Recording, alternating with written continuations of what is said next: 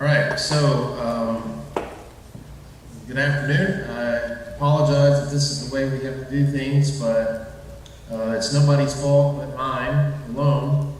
I actually double booked, and I'm currently physically in Plant City preaching at the summer series in Lakeland, and so I really apologize that I'm not there in person. It's completely my mistake, nobody else's.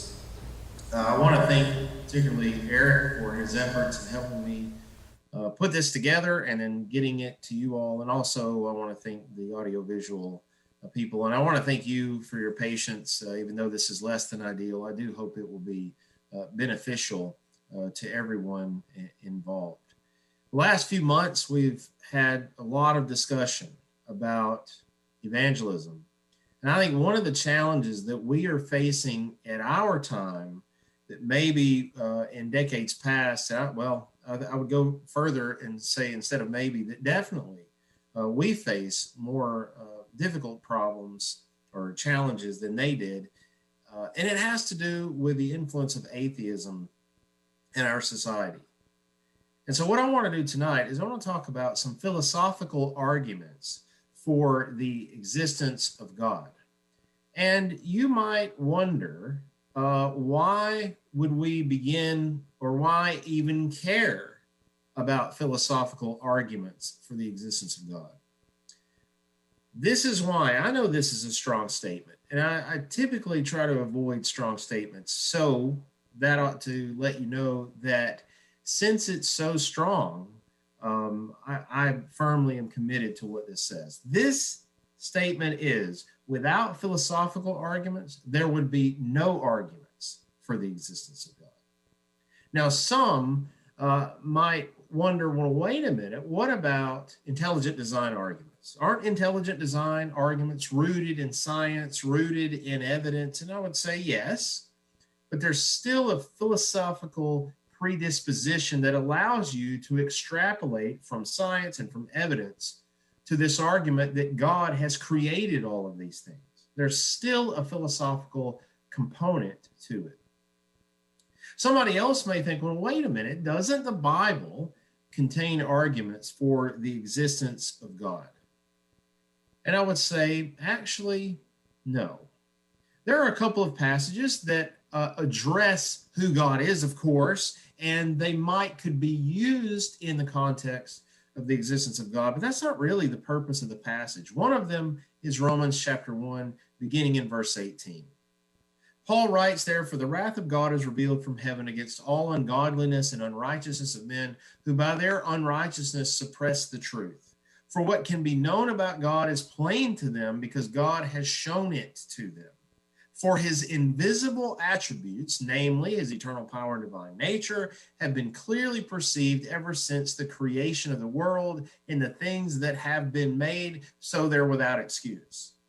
So what is Paul's point here? Is Paul wanting to say that by observation of creation, one can conclude that God exists?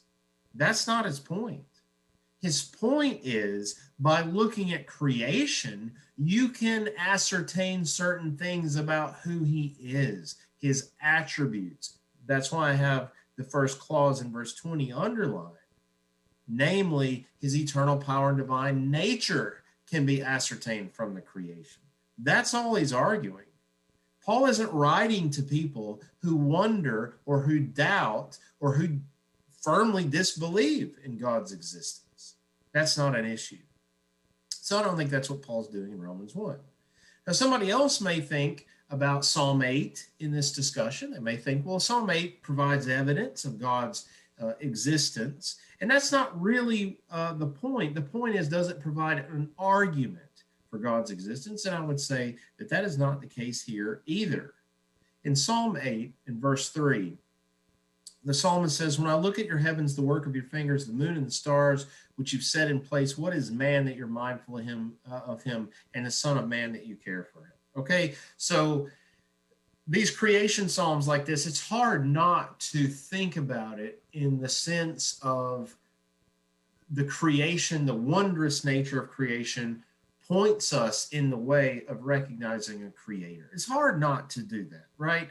But again, is that the point that the author is trying to make? And here I would say it's not.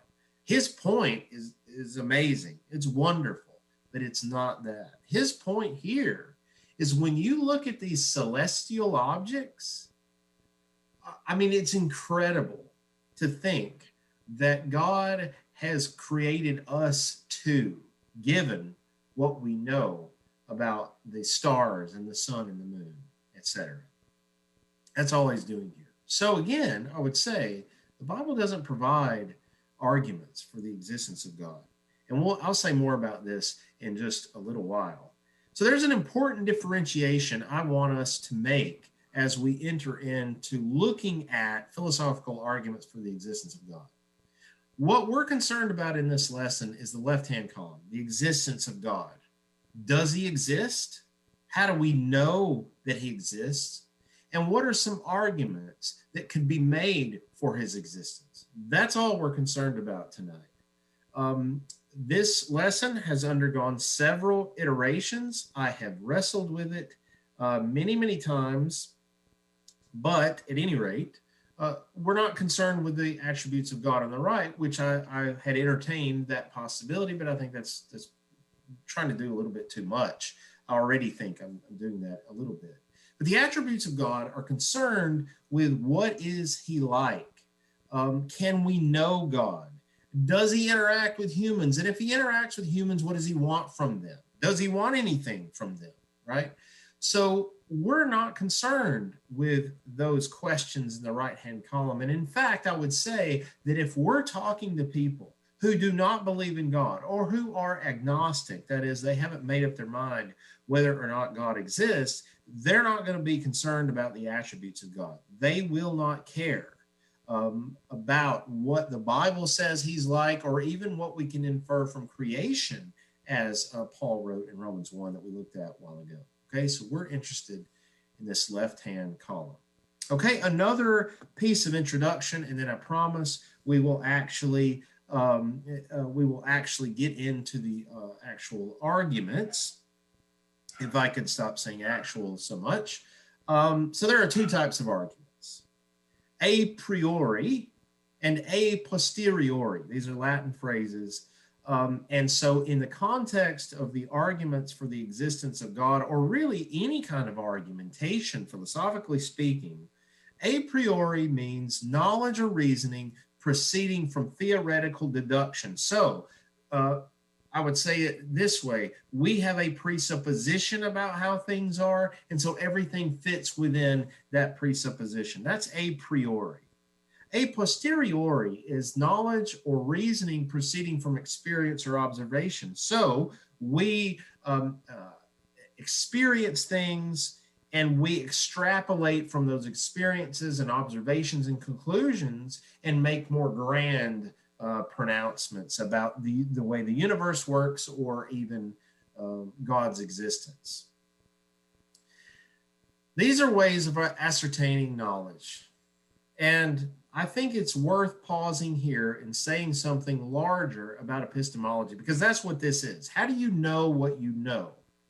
Do you use a priori reasoning or a posteriori? And I'll just say, by the way, that a lot of times in the history of philosophy, thinkers are separated into these two categories. And so it looks as if they're sort of pitted against each other, and they very frequently are. But what gets lost sometimes is that thinkers use both, right? And I think any reflective person, thoughtful person would use both kinds of argumentation to ascertain how we know what we know. This question of epistemology is vitally important in our society. I would argue that a lot of our problems have to do with a lack of understanding epistemological issues. People, we've never lived in a society before like ours, we being the human race. We've never had a society like ours where people who know absolutely nothing about a particular subject have a voice. You can go on social media and you can post nearly anything at nearly any time about nearly any subject. And you can have thousands or millions, in some cases, of people who read it and never ask the question, how did that person know that? This is vital to so many subjects, and it's vital to this discussion of the existence of God. Now, I'm not going to point out whether they're a priori or a posteriori every time we look at these various thinkers and these various ideas, but maybe that's something you can do, and I will do it for the first couple. We can't begin, really, I don't think, any discussion of philosophy generally without talking about this guy. This is Plato, okay? One scholar said that Plato begins philosophy and everything else is a footnote. I think that's probably too strong of a statement, but it's hard to talk about anything seriously in the world of philosophy, in my opinion, without talking about Plato. Plato's argument is a priori. And remember, that means he has presuppositions before examining or before making observations. Okay, so his presupposition, he has quite a few, but one of them that's important here is that we have innate ideas about the subject of perfection.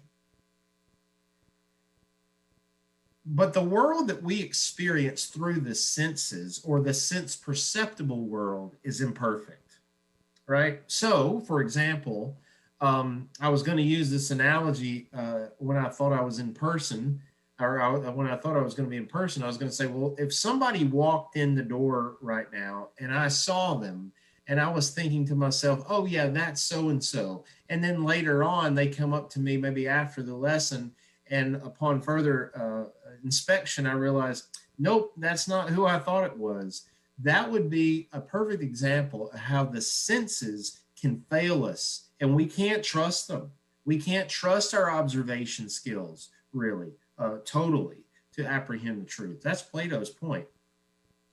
So since there's the sense perceptible world, but since we also have these innate ideas about what perfection is, there must be some place somewhere in the universe where perfection exists. And this is the world of the forms. So I realize this isn't maybe so easy. So here's, I think, maybe an easy example that Plato himself talks about in the Republic. Okay, his most famous dialogue probably, and he deals with the subject of justice. So think about this. When you are interacting with somebody and they say something or they do something that you find offensive,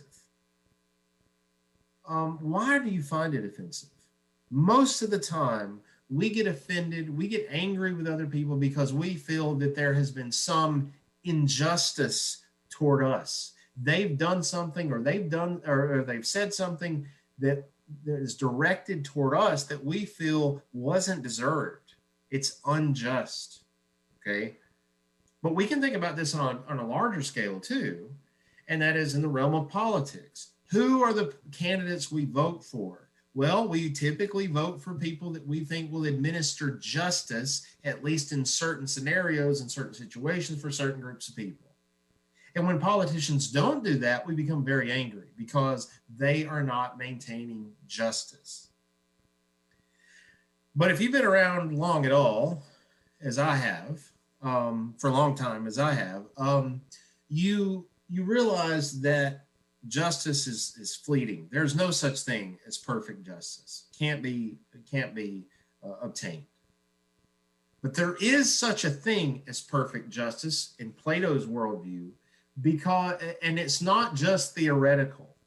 It's something that actually exists, and it's in the world of the forms. Okay, now you may be thinking, all right, this is all well and good, but how does this relate to God's existence? And that's something that Plato really doesn't, that's an argument that he doesn't make. Plato affirms that God exists.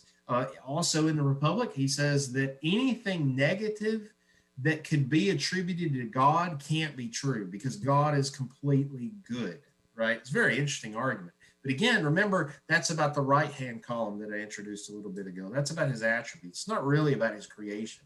It's only until later, the Neoplatonists, for example, that they apply this world of the forms idea to God.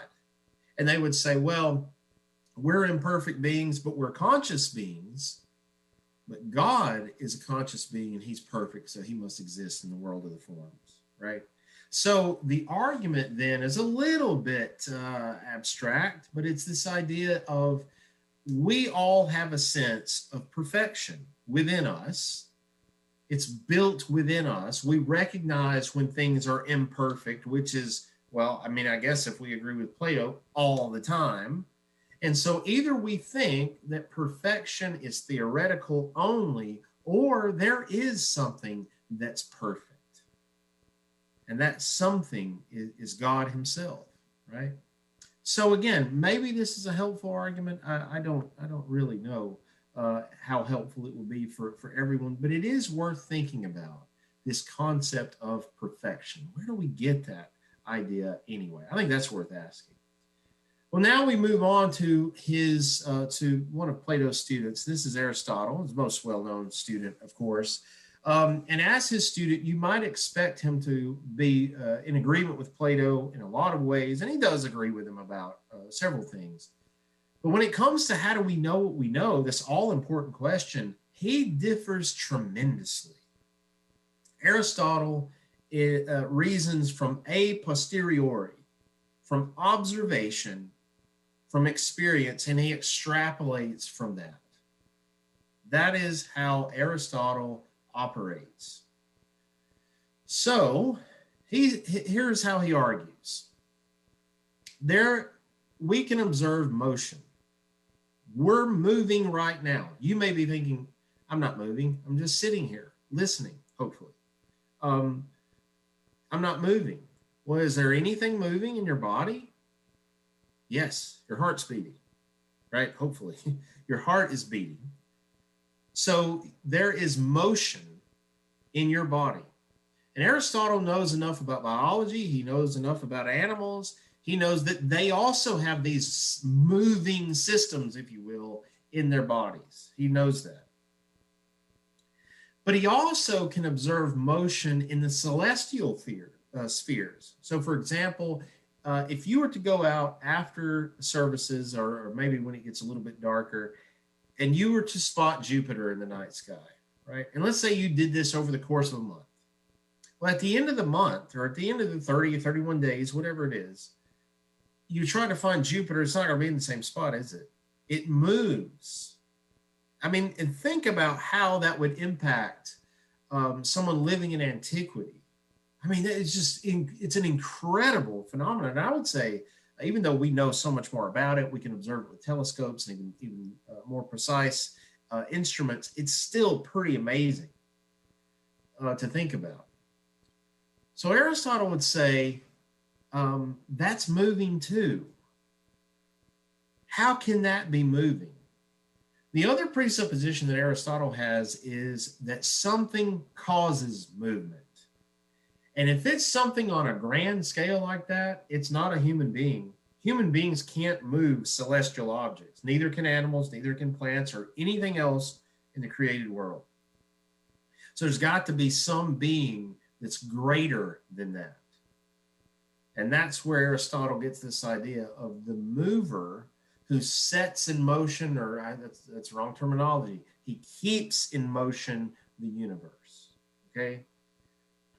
But another presupposition Aristotle had was you can't have an infinite regress of movers, right? So you can't have a mover moving that mover who moves the universe, and it just continues on back, right? So you got the universe, you got the one moving the universe, you have the mover of the universe, and then on and on. That you can't have that. Okay, so this is where we get the idea of the unmoved mover who moves the universe. Some people, by the way, would be surprised that I'm even talking about Aristotle in a discussion like this, but I think his argument is worth remembering, and it's very similar to much later arguments about the existence of God. And what Aristotle is arguing from is regularity, right? The regularity of the universe. And think about those regularities. And for some people, that might be a strong argument. The regularity of the universe points to someone who set it or keep it in motion. And by the way, I wanted to say this too. I meant to say this earlier. For Aristotle, there's no beginning point to the motion. Things have been in motion for eternity, and they will continue to stay in motion. So there's no creator, right? There's no creator. There's no being who first set all this in motion. It's been in motion forever and will continue to be. So obviously that's a major difference from what we would argue. But the point about the argument from regularity, I think, is important to remember. Let's look at one more ancient argument for the existence of God, if I don't hit the wrong button. And that is from Zeno. Zeno was the founder of the Stoic school. I would assume we've heard of Aristotle, we've heard of Plato, we may not have heard of Zeno. Zeno, as founder of the Stoic school, had arguments for the for God, philosophical arguments for God's existence, but they're based upon the supposition that the universe and God are the same, right? So his arguments for the universe are really his arguments for God, because Zeno and the other Stoics were pantheists. Okay, so there are still some people today that are pantheists. Some of the Eastern religious traditions are pantheistic, but so was Zeno and the Stoics. And by the way, the Stoics, about the time of the New Testament, were the most popular philosophical school there was. Okay, so this is a very popular argument, maybe, that people were familiar with in antiquity. At any rate, this is what he said. He had really two arguments: the universal agreement of humankind, which I think is really not worth dealing with, although we could talk about that. And maybe I'll say a little bit more about that in a minute. But his main argument, the one that I think is impressive, is the orderly arrangement or the logic of the universe. This is what he says. This is a later author who reports what Zeno had said, which is pretty typical of what we have for ancient philosophers and what they thought. This is what Zeno apparently said: that which produces the seed of the logical is logical too. The cosmos produces the seed of the logical, therefore the cosmos is something logical too, and thereby its existence is introduced. Okay, so what is he arguing? He's saying that we as human beings are logical. We possess reason. That's what it means. We are rational beings, and we are rational beings more so than animals are or plants are. Well, the universe has produced us, right? But if the universe has produced the logical, wouldn't that mean that the universe itself is logical? So, okay, we're not pantheists, right? But we can see his argument and apply it to God. And again, this sounds like a more modern argument for the existence of God. And that is the reason that we have, then the logic that we have, has to come from somewhere, right? And there's really no good naturalistic explanation for where that comes from. In more modern discussions, this is referred to as consciousness, and that's where we're going to end tonight. So I'll pause there, but I do want to say, and I did want to mention Zeno's argument, because it presupposes some of the things involved in these much later arguments. All right, well, now let's, as far as ancient arguments for the existence of God, that's about all I've got. And in fact, you're really hard-pressed to find many philosophical texts in antiquity, or any text in antiquity generally that I know of, that talk about the existence of God. Well, why is that? Well, I think Cicero, at the beginning of one of his more well-known, at least, philosophical works, De Natura Deorum, he tells us why. Okay, by the way, just as an aside, sometimes people, when I mention these non-biblical texts, people will ask me, is this worth reading? All right. Cicero's De Natura Deorum, or On the Nature of the Gods, the English translation of the title, is worth reading. Okay, and you can find it online. There's decent translations online for free. And it's not so much what the average person in the Greco-Roman world believed about the gods, but it is maybe pretty close to what the most popular philosophical schools believed about God, and therefore people with philosophical training would have probably believed something very similar to what they espouse. So if you're interested in that at all, then I think it's definitely worth reading. And we have to remember that some of the audiences for New Testament works would have had that sort of training. And I think we see that in various places in the New Testament. But anyway, this is what Cicero says. He says, as regards the present subject, for example, most thinkers have affirmed that the gods exist. And this is the most probable view and the one to which we are all led by nature's guidance. Okay, so notice he says by nature's guidance. This is a very stoic way of putting things, but Cicero is not really a stoic. He's a skeptic or academic, which are followers of the Aristotelian school. But anyway, but it's all, you can also maybe extrapolate from this a similarity with Plato too. Innate ideas, nature has given us these innate ideas. You could say that, and that'd make a lot of sense in the Hellenistic period. But anyway, he says Protagoras declared himself uncertain. Protagoras famously begins one of his works, and we only have them preserved fragmentarily, but Protagoras says that whether or not God exists, I am uncertain. I do not know. So he's agnostic. And then we have Diagoras of Melos and Theodorus of Cyrene held that there are no gods at all. But what he goes on to say after this is the problem is not this, whether or not the gods exist. The problem is, what are they like? What are their attributes? That's the debating point throughout the entire book On the Nature of the Gods. It is not concerned with whether or not the gods exist. Cicero says, I'm not going to spend any time on it because most people affirm that they do. Now, I think this helps explain why the New Testament, for example, has no arguments for the existence of God, because the people to whom the New Testament works were written believed in God. That's not the problem.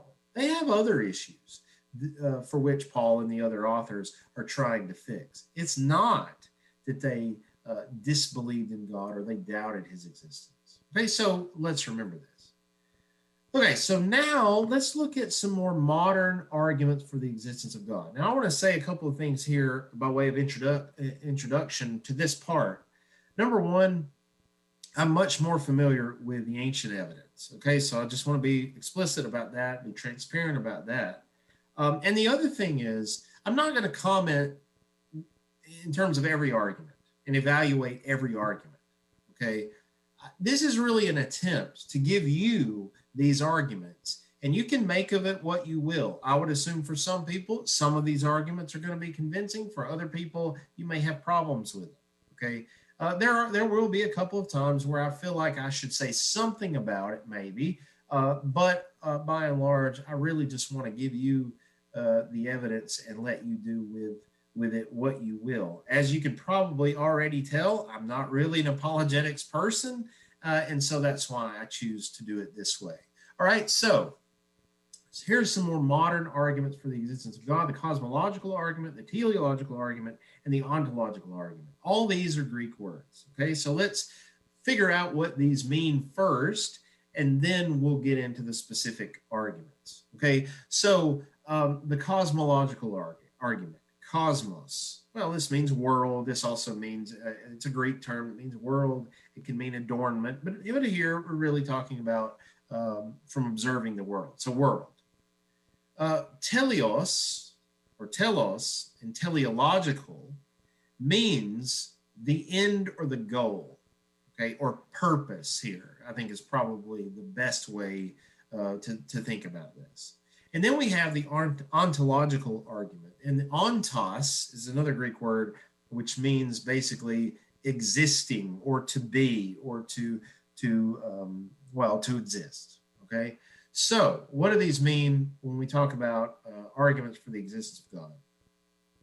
The cosmological argument is a posteriori argument from observing the world. Remember, this is an argument based upon our experience and observation. Okay, the teleological argument is another a posteriori argument that involves the design of the universe, usually based on analogy with human design. Okay, so remember that this has to do with purpose. That's the difference between this and the cosmological argument, maybe, is that the teleological has to do with purpose. This was made for a certain reason, okay? And then ontological argument, we'll look at an example of this. I think of the three, that's probably the most difficult one to get a grasp on, especially in a lesson like this where we are pressed for time. Okay, so let's look at the cosmological argument, a very well-known version. There are different versions of the cosmological argument, is called the Kalam cosmological argument. Kalam is an Arabic word that means something like scholasticism. It's used to talk about scholasticism in the Middle Ages. If you're unaware, Islamic societies in the medieval world had an emphasis on education and learning and science, and there were a lot of scientific discoveries that took place and advancements that took place through Arabic scholarship. So, for example, if you look at celestial objects and the names for certain celestial objects, there are quite a few of them that have Arabic names. They're named after scholars who made some sort of advancement in the field of science. They also, in terms of philosophy, because of course that's what we're talking about here, Arabic scholarship has a very important place in the history of Aristotelian scholarship, because in the medieval period, there was a rediscovery of Aristotle, and Arabic scholars were at the forefront of this rediscovery. Some of Aristotle's most well-known and most cited commentaries are written by Arabic scholars. There's an entire tradition based upon this advancement. Okay, so there's a little bit about the word kalam and maybe where that comes from. But again, there's sort of a revitalization of this argument. There was a book written a few years ago. I think a guy's named William Lane Craig wrote a book called The Kalam Cosmological Argument. In the most basic form, this is what it means. Everything that begins to exist requires a cause of its beginning. Okay? The world consists of temporal phenomena preceded by other temporal phenomena. Temporal phenomena cannot continue to infinity, right? If there's a beginning, there must be an ending. The world then must have had a beginning or cause for its existence, and that's God. Okay, so there are a lot of presuppositions, notice, that go into this. Obviously, if you're like Aristotle and you affirm an eternal universe, this isn't going to work because this presupposes a beginning. But even with the more well-known scientific theories in advance today, I think many scientists would argue that there was a beginning to the universe. And so this argument suggests that if there's a beginning to anything, right, there must be a cause of its beginning. And ultimately, that cause of its existence is God. Now, by the way, let me say one more thing. I meant to say this a little bit earlier, but these arguments that we make here, that I'm making here, are not unassailable. And frankly, a lot of them have rebuttals. Now, the question is not, so think about it like this. The question is not, let me find an argument that cannot be rebutted. Because good luck with that, right? But the issue is, does the rebuttal completely throw away the argument? That's what we're looking for, right? And by the way, I mentioned at the very beginning, when we talk to people about God, and if we encounter people who are unbelievers, and I mean atheists in that respect, because sometimes we use unbelievers in a different way, but we're talking about atheists. They're going to be familiar with some of these arguments and some of the rebuttals for these arguments. It's never been easier to find arguments and rebuttals of arguments. All you have to do is Google some of these arguments, rebuttal to the Kalam cosmological argument, and you can find arguments against it, right? So I do want to make that point. None of these arguments are unassailable, but that's not what we want, right? That should not be our goal anyway.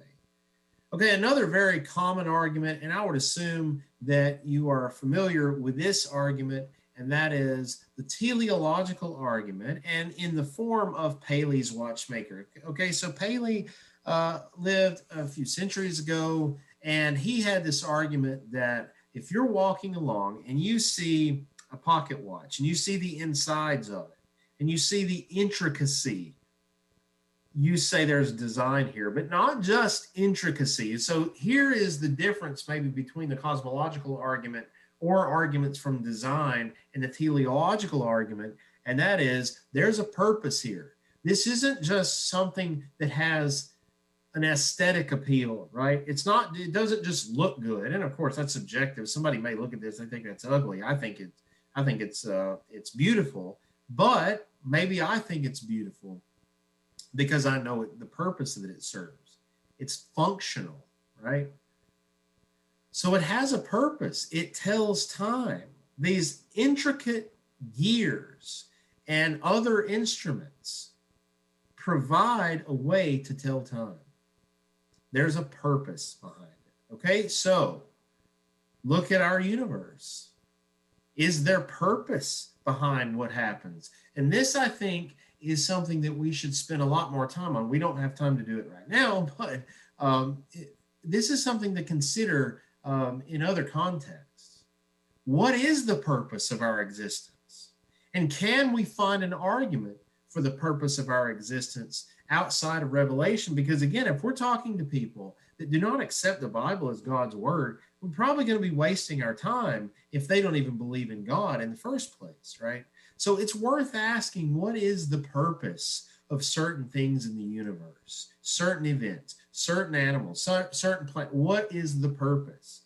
Because again, here's an argument that has been refuted. In fact, there was a book written just a few years ago by Richard Dawkins, famous atheist, who wrote a book called The Blind Watchmaker. And as you can imagine, he tries to refute this argument, this teleological argument.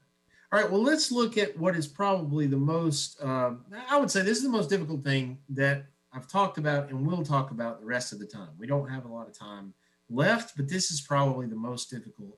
And that is Anselm's ontological argument. Okay, so I'll just read it and try to help abbreviate it and simplify it as much as possible. Okay, so he says it's a conceptual truth. It's an agreed upon truth that God is a being and we can imagine none greater, right? It's the greatest possible being that can be imagined. If you can imagine God, you can't imagine anything greater, okay?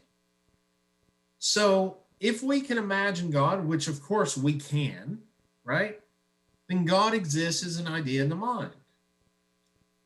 But a being that exists in the mind and in reality is greater than a being that exists only as an idea in the mind, right? So you have these two categories of existence. One is only in the mind. The other one is that it actually exists in reality. Okay, now, yeah, I'll just leave it there. I won't make it more difficult. Let's leave it in that respect. Okay, so he says if God exists only as an idea in the mind, we can imagine a being greater, and that is a being who exists in the mind and in reality. But he says, well, we just said we can't imagine something greater than God, so God exists, right? So his argument is basically God is the greatest being we can imagine. We know we imagine him because he's in our mind. If he's in our mind and he's the greatest thing we could possibly imagine, he must also exist in reality too. That's basically what he's arguing. This is problematic. in a lot of respects, as you can imagine, and even his contemporaries and those shortly after him, like Thomas Aquinas, for example, they had a problem with his theory. First of all, Aquinas says, not everyone understands God as being something which nothing greater can be thought. All you have to do is have some knowledge. And I'm not saying Anselm didn't, but I'm just saying all you have to do to refute his argument is to note what the Greeks and Romans believed about the gods. The gods weren't necessarily the greatest thing that could be thought about, and nothing greater could be imagined, right? I think that alone refutes this particular argument. But I mention it because it is a common argument, and maybe for some of you, you might find it compelling, and maybe somebody we talk to might find it compelling. I think it's frankly it's pretty weak compared to some of the other arguments we will look at, but it's not this one. This is another one that I think is lacking. Okay, so Pascal said reason cannot determine whether or not God exists. So in a sense, it's neutral. Okay, so he's arguing against a priori reasoning for the existence of God. He said reason alone cannot tell us whether God exists. He says agnosticism isn't really an option because if you choose not to believe, if the idea of not choosing to believe is essentially choosing not to believe. So agnosticism must be off the table. So in other words, this sets up the situation where someone has to choose to believe or choose not to believe. So you should count the costs of believing and not believing. All right, so he says if God exists and you choose to believe, the rewards are infinite. If God doesn't exist, there's no gain or loss. If God exists and you choose not to believe, there will be infinite loss. If God doesn't exist, there's finite gain. So this is almost like a scare tactic, and I would say that this is problematic for a lot of reasons, and I would not necessarily recommend this. But I've heard in some very unexpected places, I've heard people argue something similar to this. That, well, even if God doesn't exist, the Christian life is better than not being a Christian. Okay? Well, maybe I get that is true, but I think we have to think about what Paul says in 1 Corinthians 15 about believing in the resurrection, for example, and it not being true. He says, we're of all men most pitiable, if that's the case. And I would wonder how that wouldn't be different in the case of God. And frankly, if we believe God exists and we want to follow him as he tells us we should, that actually complicates life. I don't think that's a controversial point. Our lives immediately become more immediately become more difficult when we choose to follow him. There are choices that we make that we wouldn't make otherwise, and that may complicate our lives to a great extent. So I think there are a lot of problems with this, but again, it's a very common belief. So I've given you two theories that I don't think are very good, but now I want to end tonight with what I think is the strongest. But I want to begin by looking at this picture together with you. And as we look at this picture, I think even the youngest in this audience, or well, maybe not the absolute youngest, but from a very early age, even to very much advanced age, we know what this is, right? It's a cat. And what is happening physically when we look at this picture? Okay, light is entering our eyes, and then there's a process by which it connects to our brain. But then what happens after that is a mystery. How do we look at this object? With our eyes, which are physical objects. And yet, this object is correlated to things that have happened to us and to feelings we may have. So, I mean, for example, some of us looking at this picture, we may think, oh, what a beautiful cat. right? We love cats. Our family certainly does. So we have positive feelings when we look at this picture. Other people may look at it and say, oh, brother, that's a cat. I hate cats, right? Cats are either you love them or you hate them, right? So that's what's happening here. How does that process happen? How does it go from light entering our eyes all the way to us forming concepts having to do with cats? How does that happen? What I'm talking about is consciousness. What is consciousness? Excellent question. Is it the brain itself? Are we to identify consciousness as the brain? Or is it something more? I mean, think about it. We can measure brain activity, and brain is matter, correct? But can you measure mind activity? That's not the same thing. Now, there are some people who have a physical explanation for consciousness. And so I think in that case, it's either identical to the brain or it's a physical substance that we haven't identified yet. And that's what some people think. If it's synonymous with the brain, then there can be a physical understanding and explanation, and it could have originated as other physical systems, of course, within the naturalistic philosophical tradition, which of course includes evolution. There could be an evolutionary explanation for consciousness. But if it's not synonymous with the brain, then a physical understanding and explanation will not work. And neither will a physical origin work. So we're back to the question of what is it? This is part of a much larger philosophical problem, and that is the mind-body problem that was articulated by Descartes, who is pictured here. This is what he said about the mind-body problem, or body and soul.